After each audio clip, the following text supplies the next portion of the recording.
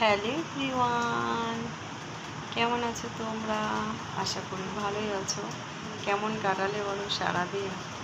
আজকে একটু সুন্দর করে সেজেছি। আজকে তো নাটক দেখতে গিয়েছিলাম, অনেক দিন বাদে বেরোলাম।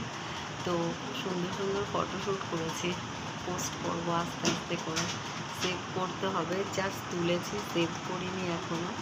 তো এরকম সুন্দর করে সেজে আছি বলে ভাবলাম কি একটা গুড নাইটের ভিডিও করে নিই ছোটো করে। তো বলো তোমরা কেমন কাটালে সারাদিন আজকে? কালকে তো একটা স্পেশাল দিন, বলো সানডে। সানডেটা আমাদের বাঙালিদের কাছে কিন্তু একটা স্পেশালই দিন। কারোর বাড়িতে মাটন হবে, কারোর বাড়িতে চিকেন হবে, কারোর বাড়িতে ভালো মাছ হবে, মানে যে যেটা পছন্দ করে তার সামর্থ্য অনুযায়ী, তাই না বলো? এটা তো স্পেশাল দিন আমাদের বাঙালিদের কাছে। কারোর বাড়িতে ডিম হবে, যারা একটু নিরামিষ খায় তাদের বাড়িতে ডিম হবে, মানে যেমন যার অবস্থা যেটা বললাম।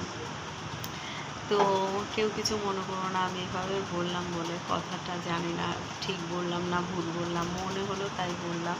তো আমি তো এখন শুয়ে পড়েছি, আজকে আর ডিনার করবো না, কারণ আজকে বেরিয়েছিলাম, তোমাদের তো আগেই বললাম। আর বেরিয়ে কি খেয়েছি জানো? ফুচকা খেয়েছি। ফুচকা খেয়েই এই অবস্থা আমার, যে রাতে আর ডিনার করতে হচ্ছে না জানো। ফুচকা খেয়েছি, আর কি খেলাম, আইসক্রিম খেয়েছি। এই হচ্ছে আমার রাতের ডিনার। মানে তখন 9টা বাজে, একটু 9টা বেজেছিল ফুচকা যখন খেয়েছিলাম। 9টা বাজে, 8টা 20, 8টা 25 তখন।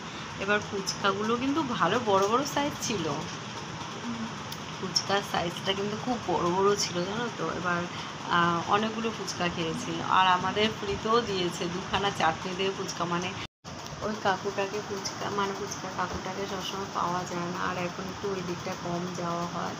আমি নাটকটাও হচ্ছে না এখন, সেই জন্য।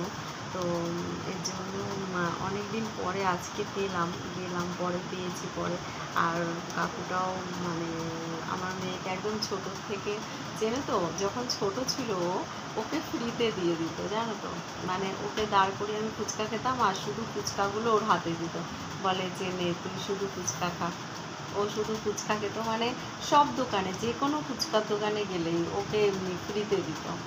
তারপরে আর একটা মজার কথা বলি, আর একটা রেস্টুরেন্ট আছে, ওই রেস্টুরেন্টে গেলে ওকে পকোড়া দিত, তাই না শোনা?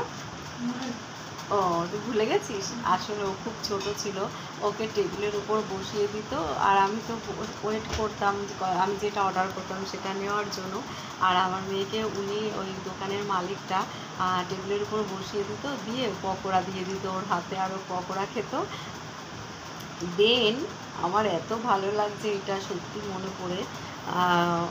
ওই মালিকটা ওনার দোকানের কর্মচারীদের বলতো, আমি যদি না থাকি দোকানে, যদি মনা আসে তো মনাকে পকোড়া দিবে, এরকম।